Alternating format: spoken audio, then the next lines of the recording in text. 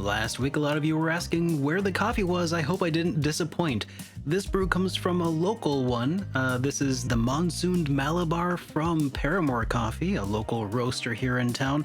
Not sponsored by them, but they do make a pretty good bean. Let's go ahead and dive into today's JRPG Weekly Update. Starting with Designated Demigod. This is a turn-based combo RPG from Mythic Byte.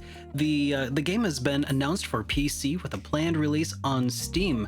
The game combines strategic turn-based combat and combo mechanics where players can chain skills together to create powerful attacks. From my perspective, this appears to be sort of a nod to Super Mario RPG with Paper Mario gameplay and aesthetics. So this is going to be set in a world where myths and technology collide, and players can take on a role of a newly awakened demigod in a city ruled by corrupt deities. Players can customize their demigod's powers and appearance, choosing from a variety of mythical abilities to tailor their playstyles. A specific release date has not yet been provided, but more information is expected to be revealed in the coming months. Master Detective Archives Rain Code, which originally released on the Nintendo Switch, is now being ported to the PlayStation 5, the Xbox Series X and S, and PC via Steam. The port for the new platforms are scheduled to be released on July 25th of this year. The PS5 and Xbox Series X and S versions will feature enhanced graphics, performance, and utilizing the capabilities of the newer consoles. This is a detective adventure game that involves supernatural elements and is set in a city plagued by perpetual rain. Players will be using their detective skills to solve mysteries and uncover the city's secrets. The game was developed by 2Kyo Games with scenario designed by Kazutaka Kodaka, known for their work in the Danganronpa series. The PC and next-gen console versions will also include previously released DLCs for this title and some additional features exclusive to these versions of the game.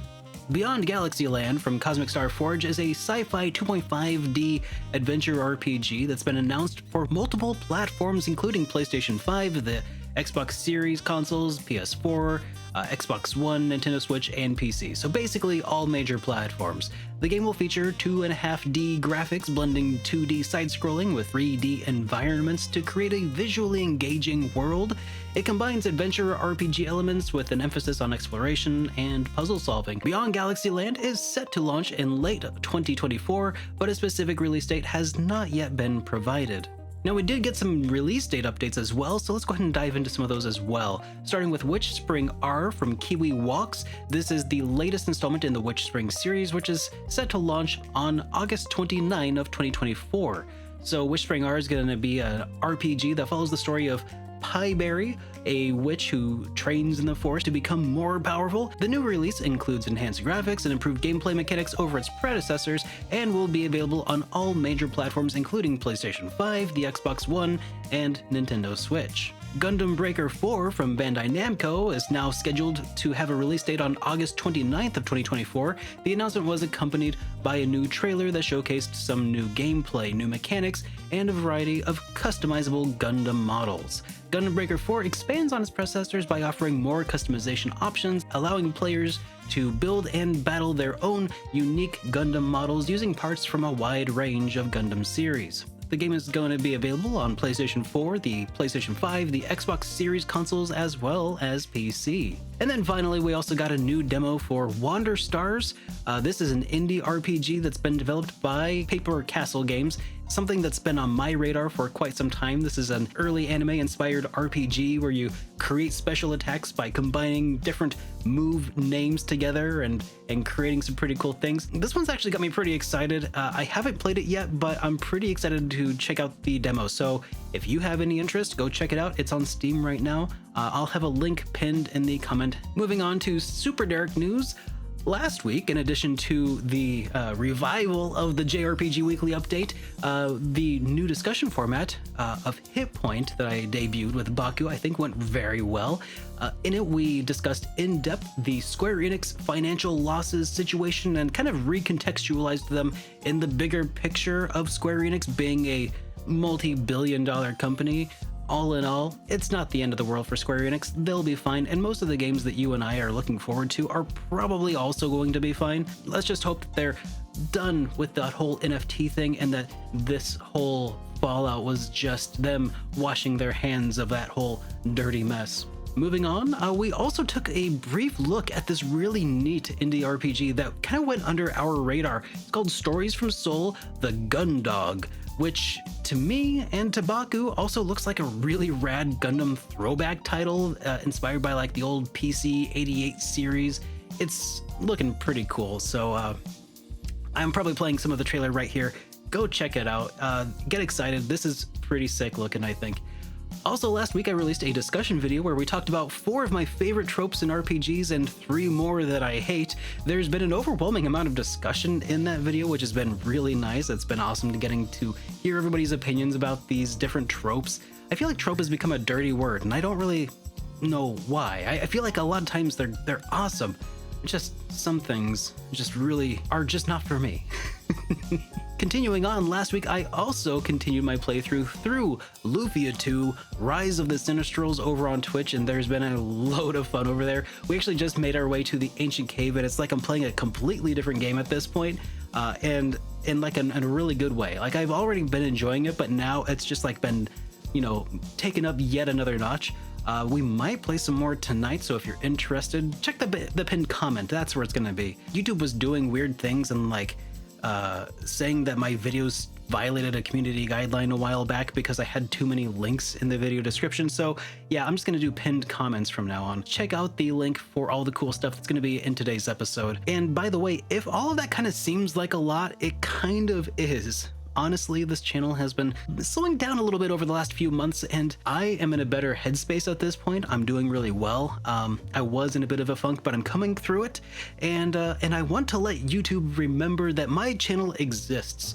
So I'm kicking it into gear, gonna be releasing a lot more content, and if at all possible, I would really appreciate it if you would watch all of the videos that I put out. I mean, I know it's a lot to ask, but I'm just trying to get kickstarted back into YouTube's algorithm so that they know like what kind of audience I have, because it feels like they've kind of forgotten.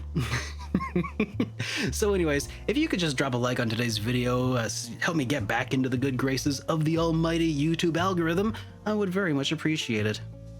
Moving on, we also have some industry news, actually a lot of industry news to talk about. A concert celebrating the 30th anniversary of EarthBound, the Mother series, has been announced. The concert will feature music from the entire EarthBound and Mother series performed by a full orchestra.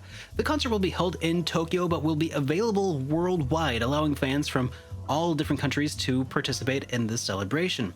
For fans who cannot attend in person, which is probably most of them, the concert will be streamed live. However, details of the streaming platforms and stuff haven't been released yet, but we'll expect to keep an eye out for those as the event draws closer. By the way, it is currently scheduled for October 18 of this year. So, you know, around Halloween time, just get that in the back of your mind that as the season comes together. I don't know, EarthBound always felt like a kind of a Halloween kind of seasonal game for me, so keep your eyes out for that. It's gonna be awesome. I cannot wait. Now here's the topic that I think Baku and I are probably going to be talking about on HitPoint this week, and it's about all of the crazy Xbox fallout that we've been seeing lately. Fallout as in like bad stuff happening, not Fallout as in the video game franchise that I enjoy. Xbox isn't really my wheelhouse, but this news seems big enough that it could have really far-reaching effects across the entire industry. Because if rumors are to be believed, the Xbox brand is currently in the process of kind of crumbling. I don't know if they're actually going to close the Xbox brand at this point, but it's looking pretty bad. Things are looking kind of dire. Just to kind of hone in on one specific issue, Xbox has suddenly and inexplicably shuttered some of its newly acquired studios, including one of its most successful studios, the one that developed Hi-Fi Rush and Tokyo Ghostwire Tokyo, Tango Gameworks, which is wild to me because that was like a subsidiary of Bethesda, like that just suddenly was releasing pretty good bangers of a game.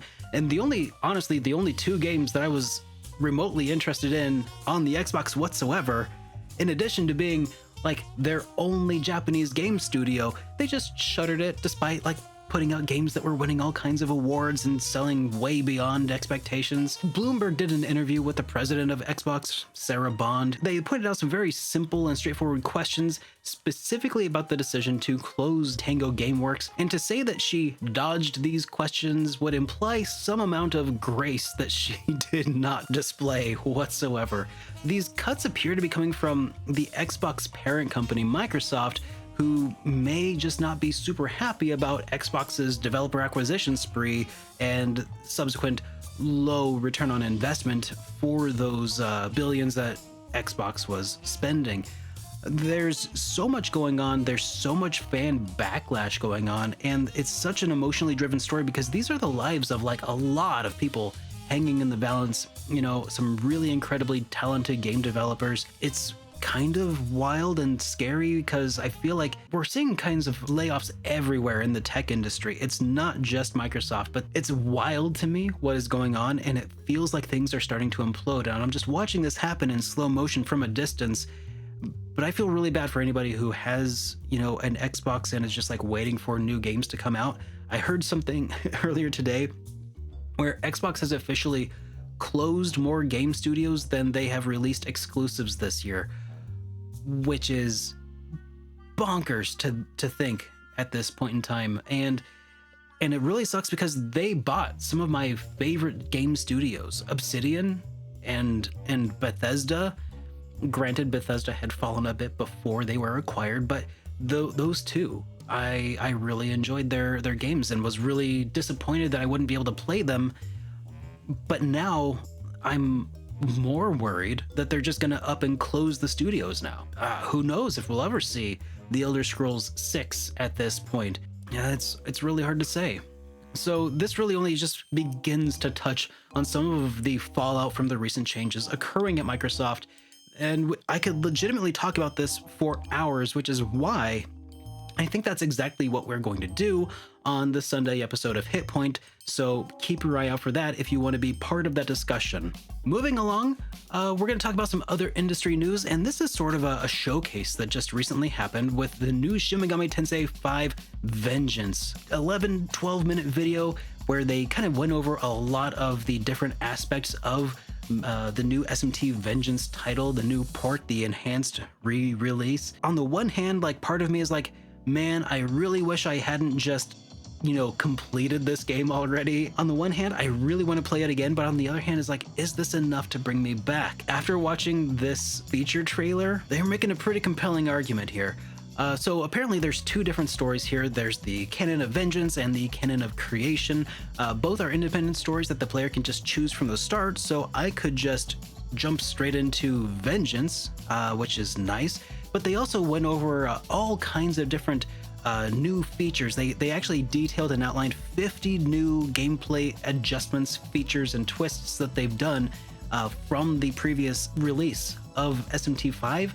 And man, like combo abilities, they're talking about having more emphasis on interactions with your demons and other characters in the game, which to me felt kind of like something that was missing coming from a Persona perspective. Kind of thinking I might want to check some of these things out, but I don't know, man. I think that's going to be a very personal question depending on if you've played it and how much of it you've played and how much you enjoyed it. It's a very complex equation, and there's no real simple answer here. At any rate, I'm going to keep my eyes peeled on this because it does look like it's going to be a prettier way to play the game, and the definitive way, pretty easily. I just played this like 3 years ago. Come on. Anyways, moving along to somewhat related news from Sega Sammy. They had their, you know, big end of year fiscal year thing, their report where they talked about how many copies of what's sold, and it turns out that the Persona series has actually sold 5 million copies between all of the various titles within the 2023 fiscal year, which is really impressive. And in addition to that, they've actually sold 5.3 million units of Yakuza Like a Dragon in that same time frame. It's looking to me like Sega, like when they put that up next to like their Sonic numbers combined, the RPGs are a huge part of the money that Sega is making at this point. And if you had told me growing up when I was on, playing Super Nintendo and PlayStation games that someday Sega would be like making a ton of RPGs and that would be their bread and butter keeping them afloat, I wouldn't have believed you. I would not have believed you at all. But that's what's looking like what's happening, And then to tie things up with industry news, Shuntaro Furukawa, president of Nintendo, recently stated that Nintendo will reveal a new successor to the Nintendo Switch within this fiscal year, meaning sometime between today and like March of next year. So I think we all kind of really well expected this at this point. I'm taking this to mean that announcement is probably a bit more imminent. I'm expecting to see this here pretty soon. Nintendo, you've got some hype to start drumming up for your predecessor, for your successor here to the Nintendo Switch. And honestly, I'm excited for it. We'll just have to see what they say when it's finally time to say it. Moving on to community news, there was a brand new Game Boy RPG called Crystal Depths that was just released for free. It is playable as a ROM on an emulator or on a flash cartridge on an actual, Game Boy cartridge, or you could also play it straight from the developer's website that I will also have linked in the pinned comment down below. So I think that's about it for today. Thank you so much for hanging out, and I'll see you all in the next one. Have a great day, everybody.